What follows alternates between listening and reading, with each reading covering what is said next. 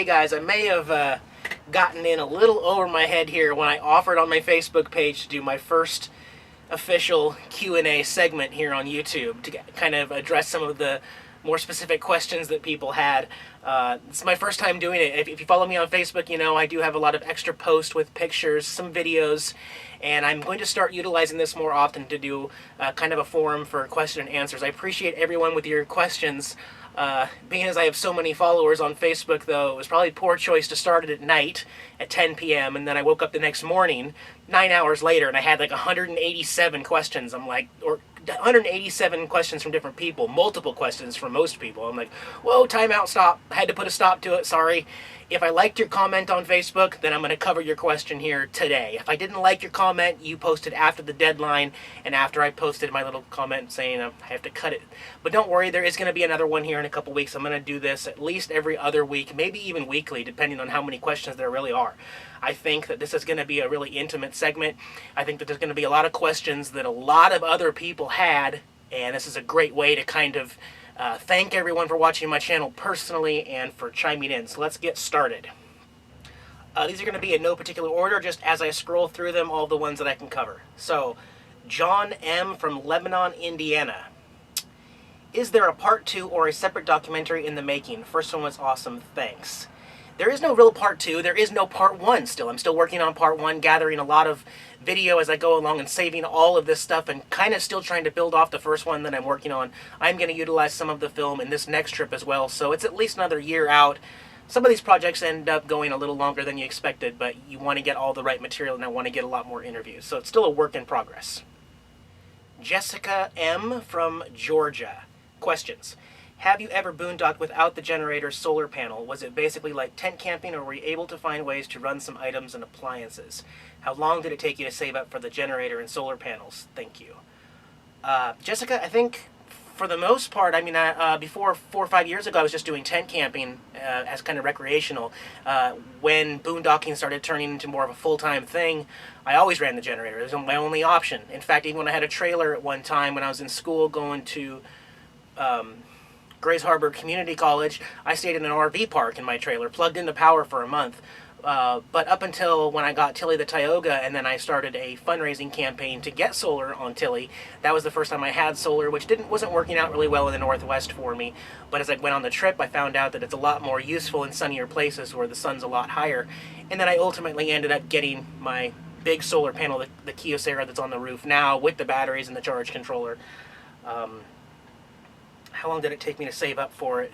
Well, the solar panel I got for $250. That's basically $1 a watt. That's what you really want to pay for solar panels. The batteries actually got free. They were a gift donated to me. And the charge controller I paid $209 for. So I'm in it less than $500, but probably for the setup, you know, retail, maybe like $900 to $1,000. Chris R. from Tampa, Florida. Of all the RVs you've owned, which one has been your favorite? This one. Olga is definitely my favorite. Second place would be Bertha the van. Yeah, I really like the Class C. I really like the feel of the Class C. Dave H. from Pennsylvania. Wondering what frame rate your GoPro is set at.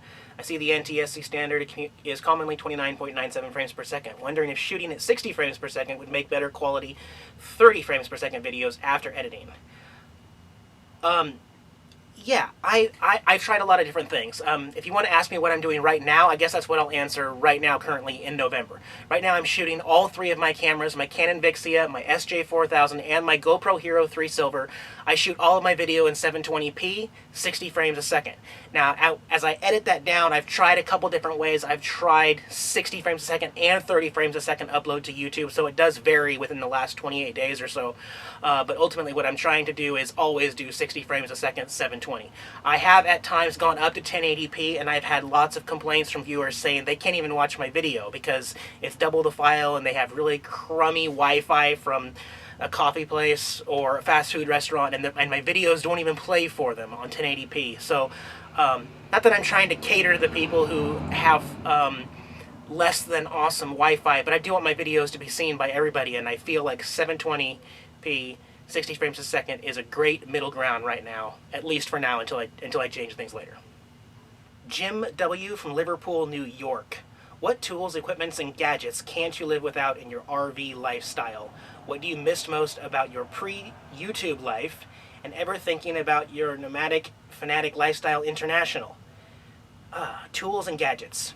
You know what was one of the best buys for me was actually my 18-volt Ryobi multi-kit tool with the circular saw, the jigsaw, the drill, and I forgot the other stuff. But that thing has come in handy so many times. There's so many little projects that I like to do around the RV, and I don't know how I ever made it without that portable 18-volt kit. So that's probably the single most awesome tool gadget that I have on the road.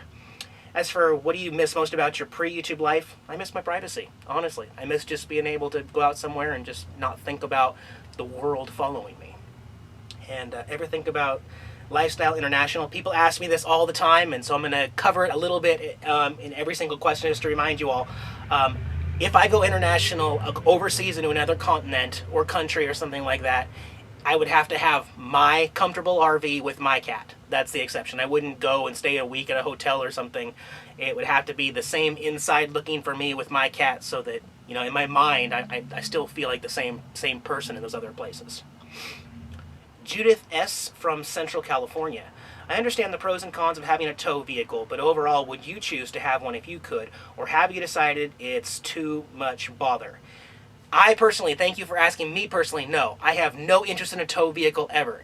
Every time I see a big, huge Class A also towing another vehicle, I scratch my head and I just, what a pain, you know, watching them unhook it and work on that and always towing it, and I don't need it. I have my engine connected to my RV. It's all in one. Right now, it's simplified. It works for me. If I want to go somewhere and I can't bring the RV, I just walk for now. So yeah. Louis S. from Puerto Rico. How difficult is it to set up your solar panel rig to power your RV without having electrical issues or leaks from the holes drilled to run the wires? Yeah, well, good point. It's just a trial and error thing. You know, I hate drilling holes, but it has to be done. You have to have the wires coming in. You have to have the stuff securely mounted to the roof as long as you have silicone it up. And I've learned the different silicones and stuff work better than others. It is a trial and error. And if you do have a leak, it's not the end of the world. You just fix it. Deborah A. from Kansas City, woohoo, Missouri. Several questions here. Is there a state that you haven't been to that you would like to go to, and why?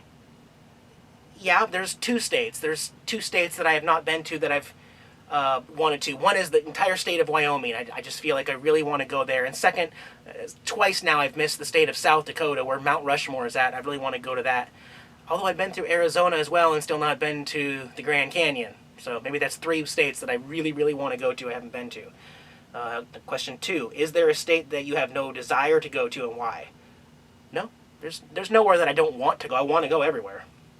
3, if you bought a Powerball ticket and won, would you A, buy a bunch of land for a base camp and continue to travel the USA, or B, explore overseas? Definitely A. In fact, I like your idea of buying a little piece of land, kind of unmodified, you know, no power, no water, no electric, but land that I can call my own, and then buy a brand new 2016 Ford Tioga RV. Yep.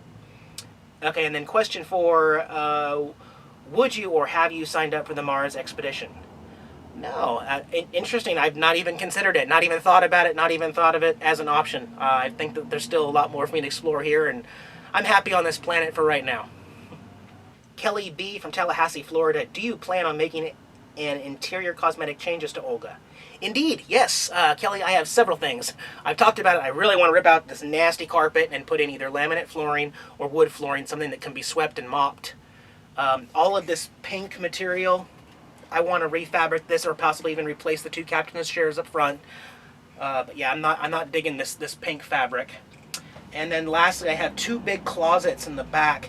And like Tilly the Tioga, they're just open closets, and I've got stuff on the floor and a whole bunch of wasted space up top, so I want to build shelving in each one of those closets. So maybe here in the next 6 months, those will be some cosmetic projects I do. Thank you. Glenn D. from Long Beach, California. What single lesson have you learned on the road that you want to pass on to the rest of us? Understand that your RV life is never going to be perfect or caught up in any way. It's a non-stop project that something is always going to be broken or need repaired and on your list. you can't let that stress you out day to day. You just make a list, you start tackling little stuff here and there. Maybe you fixed 3 things, but you still had 10 things on your list. The next day you cross 2 more off. Then you take a week off, and then you come back and fix some stuff. It's really easy to get overwhelmed by the stuff that you need to repair on the road, but hopefully it's your RV and you own it, and there's a little bit of understanding that when you get your money, you're putting it into it as an investment, and maybe that'll help you feel better. But yeah. Sue S. from El Dorado Hills, California. Are you planning on getting another bike? Indeed, I have definitely considered that. I have one other idea on my mind, but I would like a bike. It's been since Florida when I had my bike and my RV was towed, and the bike came off the back and drug for a couple miles, and yeah, I miss having a bike. It was always fun riding my bike around instead of walking for exercise. Gail S. from Corpus Christi, Texas. Do you just travel around, and if so, how do you make a living? Well, I am actually working on talking more about making a living. Yes, I just travel around. Right now I'm kind of chasing the weather. That's what I've been doing ever since I graduated from college. I've been chasing the weather and seeing more of what the United States has to offer so far. And I'm a YouTube partner, so I get income from the ads. I split that revenue with Google. That's how I get my paycheck, and that's how I support myself on the road. But I'm going to go into more detail about the job and working and all that in a couple days here, so stay tuned. Bob R. Do you think it was a mistake asking 50,000 viewers for their opinions? Well, I'm just going to have to cut it off each week and just, stop it, because these are probably going to be an hour long, and I don't even know if people are going to sit through them, but we'll see. Also, Bob asked, how old is Jax? Jax is 5.5. His birthday is April 21st, so he's 5.5. Do you think full-timing is better on the move, working from a fixed location? It depends on who you are. I like moving. I'm sure there's lots of people who like staying in like one RV park or spot for like a month at a time. I guess it really depends. Do you think a wind generator on the roof would help in keeping your batteries charged up while you're driving, and then the solar for when you're parked? Yeah, I've not given a whole lot of thought to a wind generator, but yeah, that's an option. Honestly, if it were up to me and I had the money to buy something like that, I'd probably be the type of person who would opt to buy something like a water turbine, something like a portable water turbine. Cause I park next to running water all the time. Rivers and stuff is where I love. So if I could deploy something out away from the RV, that way it's constantly charging day and night. As long as the river's running, I'm getting a constant charge. That'd be something probably more likely for me. What the hell is Slab City? Don't worry about it. You missed it, and it's a good thing. Corin R. from New Jersey. Any regrets since full-timing and or starting your YouTube channel? No, honestly, I don't have a whole lot of regrets. I wish at the beginning I wasn't quite as open about my personal life, because there's really no need for that kind of drama and stuff to be on YouTube. So I've kind of learned to filter out a little bit of stuff for YouTube and still have some of my life private. Yeah. So maybe that. Mario B. from Corpus Christi, Texas. What has been the biggest adjustment you have had to do in your personal life because of the YouTube fame? Oh, excellent point right there. That goes right along with what Corinne just said. I have to have sanity. I have to have my downtime from YouTube. Although it feels like I'm always working for my channel, I have to have time to just sit down and watch a movie and hang out with my cat and play video games. Go out and do something and not bring a camera with me. Like literally leave all the cameras in the RV and just go have fun. Go do something. It's really important for me to separate my personal life from the YouTube life sometimes. Yeah. Wendy S. from Haymarket, Virginia. Have you ever considered expanding to include interviews or talk with some of the people you meet along the way, ones that are not from Slab City? Indeed, yes, and I am trying to get more interviews like that. Unfortunately, those are always out of my control. So the reason me and Jax are on camera and Olga's on camera all the time is because we're all willing participants. I can't force people to get interviews. I can ask them and ask them and ask them, but if they don't want to be on camera, if they're worried about being on my channel specifically, I can't control that. So I'm always open to it, and I will try to do more interviews because those are fun for me. For sure, yes. Jeff B. from, I don't know. I'm aware of your security concerns and issues with Troll. Has there ever been an actual case of vandalism or violence against you, your property, or God forbid, Jax? Honestly, except for Slab City, which I can't even prove that those were intentional vandalisms, I will say this. Considering all of the bad things that are said by anonymous haters on YouTube and Facebook, no. I have never had an act of violence or anything against me or the RV in person in real life. In fact, everyone I've met who's recognized me from YouTube has been nothing but sincere and nice and welcoming.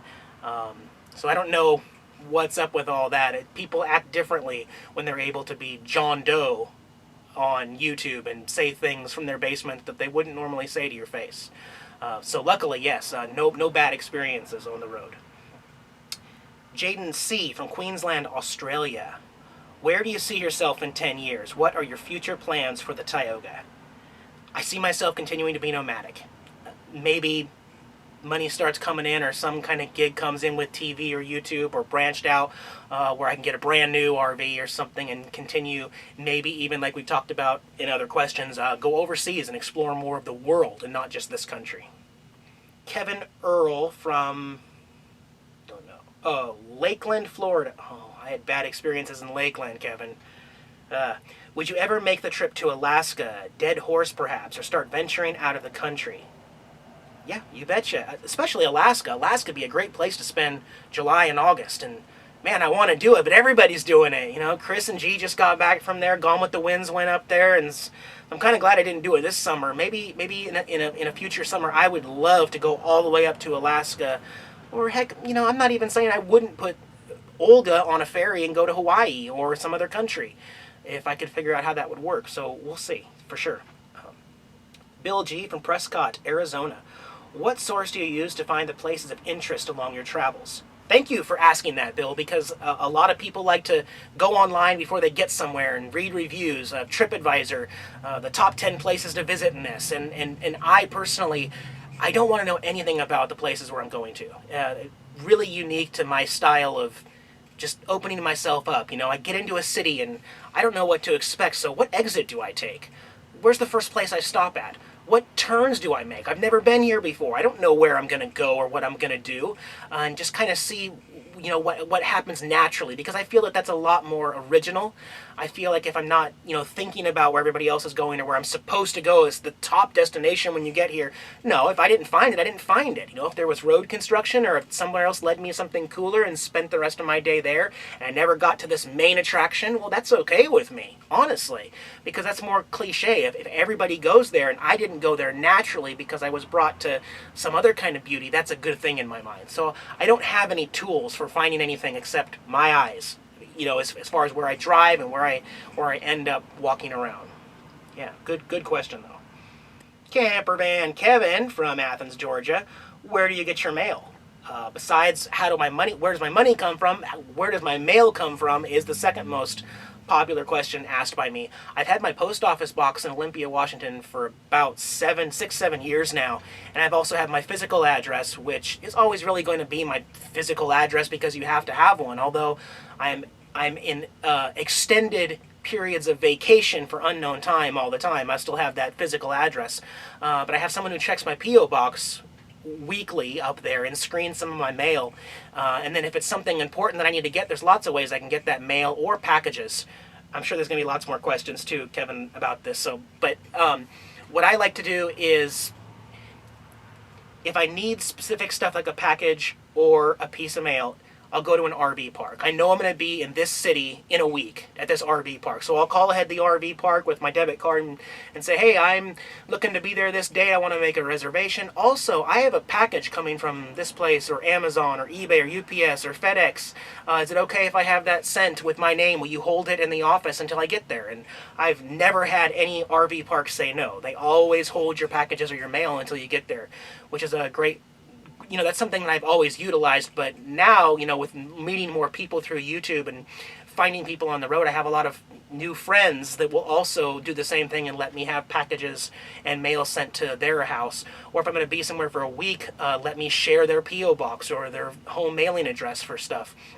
And the other option I've actually only done it once, but I might do it more. If you're an Amazon Prime member, there are Amazon lockers throughout the country, not every single state, but most of the big cities have Amazon lockers. And when you get ready to do your checkout from Amazon, you can select which locker you want, which is usually like a private P.O. box type place or a mailbox place. And that's another secure way to get your mail. Whipping right through these. Linda B. from Lakewood, Ohio. Where is someplace new that you'd like to visit? Well, for sure, Grand Canyon and Mount Rushmore have to be on the top of my list. And Key West. Gotta go to Key West. Yep.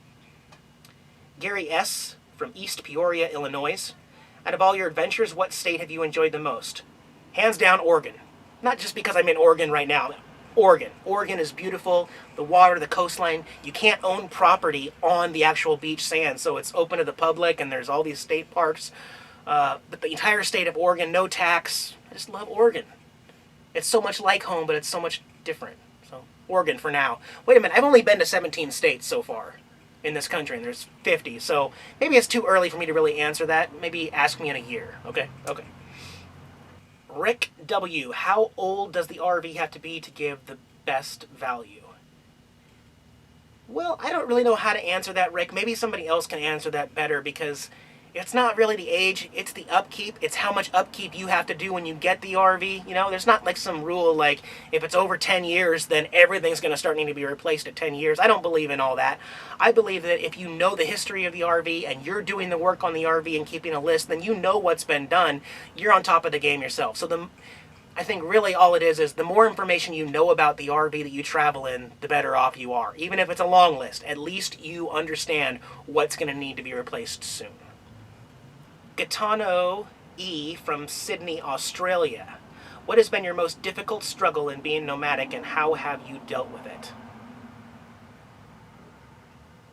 Honestly, so far the biggest struggle I've had with being nomadic has been power problems. Since I don't plug in often, I do have to rely on my generator and my solar. And sometimes it can get really stressful when you're operating appliances and laptops and stuff like that are really hungry and you don't have a way to recharge. You know, when you look at the weather and it's 7 days of rain, it's like, that can kind of stress me out sometimes. If it's going to be sunny for a week, well, then you got to worry about the heat. You know, how hot's it going to be in the RV during that time where you have unlimited power, seemingly. So I would say that's really the main struggle for me. I could talk about trolls and stuff like that on the internet, but I've gotten really good at dealing with that lately, so I don't consider that to be a problem. Maybe a little bit of an emotional problem, but not much. No, just power, Jeff L. from, I don't know where he's from, but are you going to visit some of the areas in the USA like Grand Canyon, Devil's Tower in Wyoming, the open fields of Kansas, Boulder Dam, etc.? Well, you listed Grand Canyon and Wyoming, so yeah, I do want to visit some of those places. And so for sure, yes, indeed. Zach C. from Brisbane, Australia? I don't know what QLD means, sorry. Europe. Have you ever considered coming to Australia, as you have many fans over here? Yeah, apparently, I didn't even realize there were so many fans from over there. We'll see. Like I said, if I could have my RV and my cat over there, you betcha. Sean R. from Union City, Michigan. When is your birthday? My birthday's in June. I'm a Gemini. Jackson B. from Plymouth, UK. Have you had someone from the accident the other day ring you or got in touch with you? No, neither of the drivers, no insurance companies, nobody contacted me about that, so I'm guessing they must have settled it easily. However, that was dealt with, that accident. They did not need my video.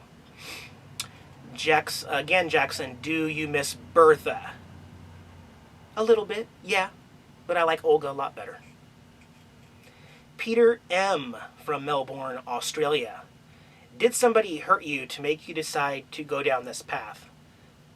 I can see how you have made a great life doing what you do, and I ask this with the utmost respect and aiming towards good karma your way. Okay, well, thank you, Peter. I think I understand what you're trying to say, and no, I wasn't, I talked about the fact that as soon as I broke up with my girlfriend of almost 5 years, I took my 8-week-old kitten and bought an RV and haven't looked back since. But that's not based on any kind of hurt or being forced into this lifestyle. This is what I want. You know, I tried to talk to my girlfriend at the time about wanting to live full time with her and wanting to venture in, and we went separate paths, and that's healthy. That's what happens. But I wasn't forced into this, and I'm happy with my choices. David N. from Lehigh Valley, Pennsylvania. Are you considering traveling through Pennsylvania at all, and would you do any winter RVing or just stay where it's warm? Yeah, Pennsylvania will be like April, May-ish. Remember, I'm going to come up the East Coast this time. I've reversed my travel itinerary because I'm late. So I'll be up there. And no, I'm going to stay away from the snow. I love camping in the snow in a vehicle or a tent or even a cabin or something like that. But in an RV, when you're boondocking, it's no fun when everything's frozen outside. Your water pump gets frozen. Your gray and black water tanks are frozen because, well, I'm not plugged into power. So I don't have heat warmers on my tanks, pads and all that. I'm boondocking, and that wouldn't be fun in the winter for me, at least. John M. Ever think of mounting a moped to the rear of Olga? Would be a great way to get around. This is what I was hinting at before when someone asked me about the bicycle. I have considered instead getting a moped that has a ramp on the back of the RV. Moped that gets like 90 to 100 miles per gallon. I mean, why not? The only thing is I wouldn't be pedaling it. It would just be a lazy way to get around. But it would be really fuel efficient, and it would be a lot better than towing a vehicle. So I'm torn between the bike and the moped idea. Probably first going to see me with a bike first, but I have considered the moped idea because I don't need a motorcycle endorsement to have a 50cc moped. Toby F. from Eastern Tennessee. Have you even got your brakes hot coming down some of the mountains you have been across? I've never driven down a mountain, though, but driving an 18-wheeler over 11 years, I smoked some brakes when I was in my rookie years.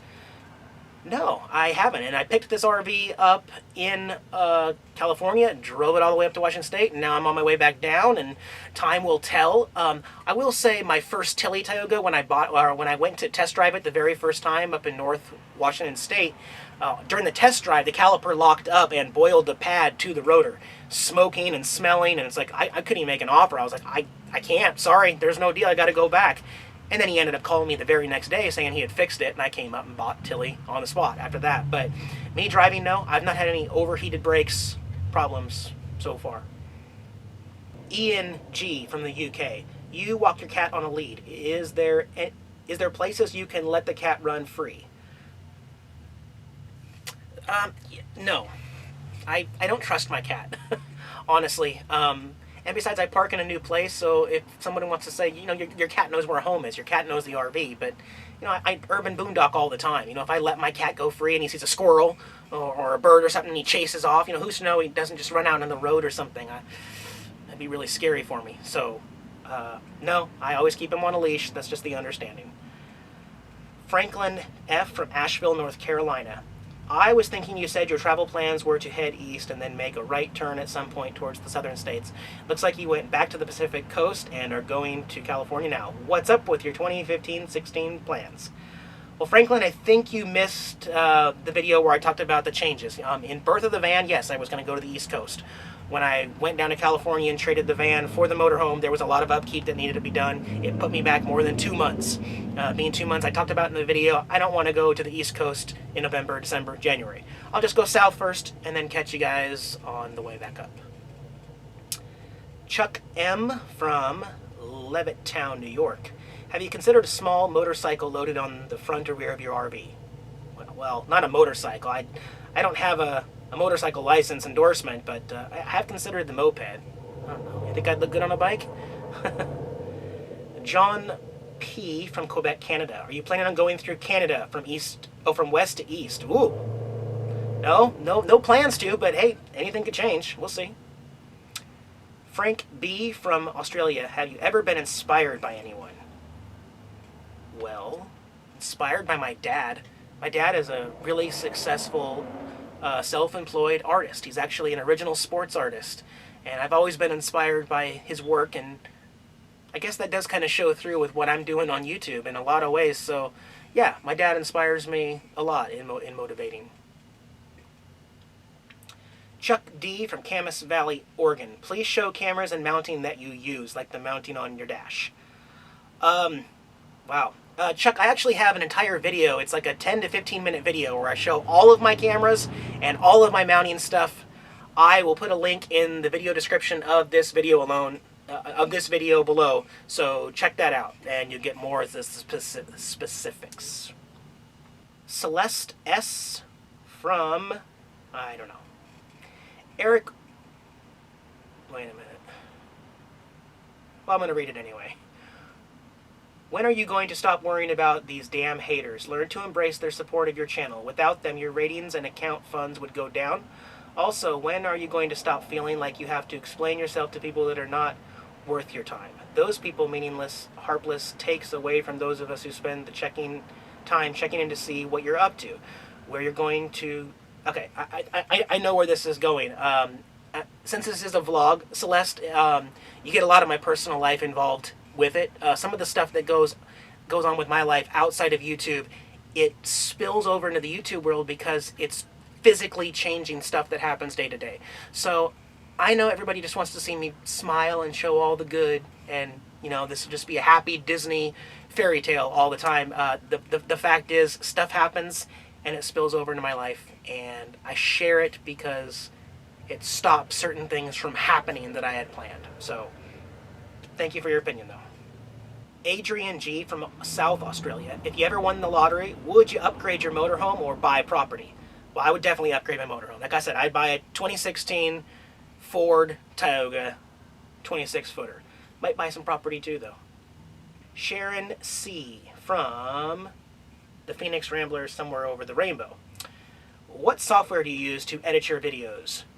Again, I have another video that talks about software and editing in there too, but it's Adobe Premiere Pro CC.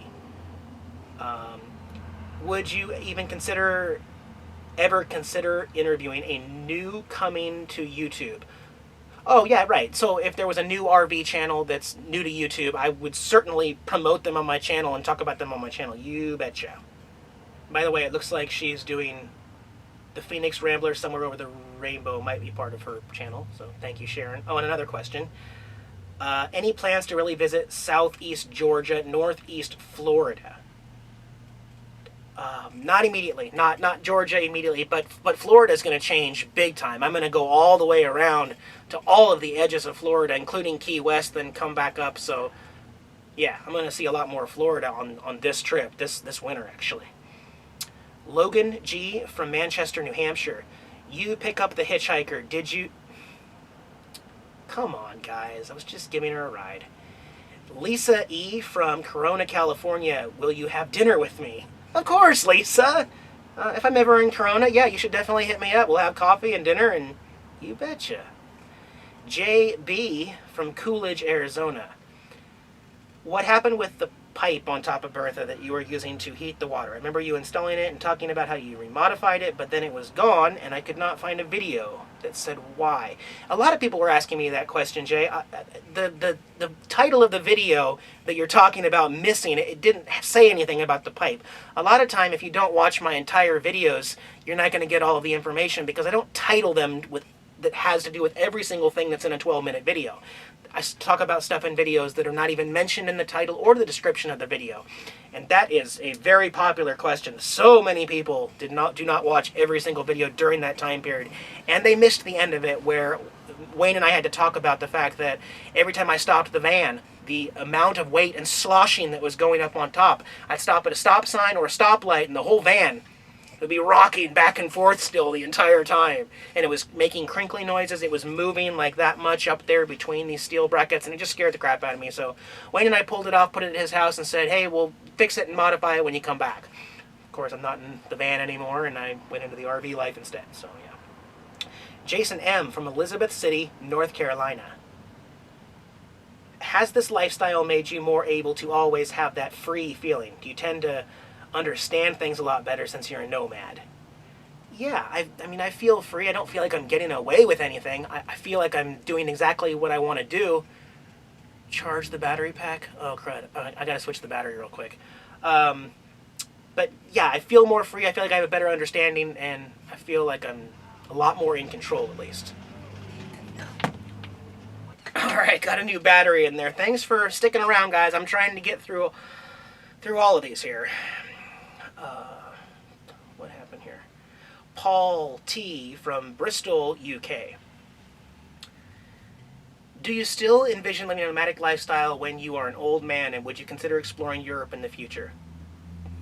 Yes, I always want to be nomadic. I always want to be moving around. Even if I have land, you're probably going to find me moving around because it's inside my soul. It's not just some fad I'm having. It's literally, I don't want to be in an apartment. I don't want to be locked into the same scenery. I want to see new stuff all the time. And Europe, yes, eventually, I hope so. Brandon H. from Twin Falls, Idaho. When are you going to grow that beard out so we can look alike again? Well, Brandon, I don't like the long beards. It itches, and for some reason, my beard doesn't grow out. It curls under, and then I get like ingrown hairs under my chin, and beard life just doesn't work for me. That's why it's just simpler for me just to trim it and keep it kind of a short beard.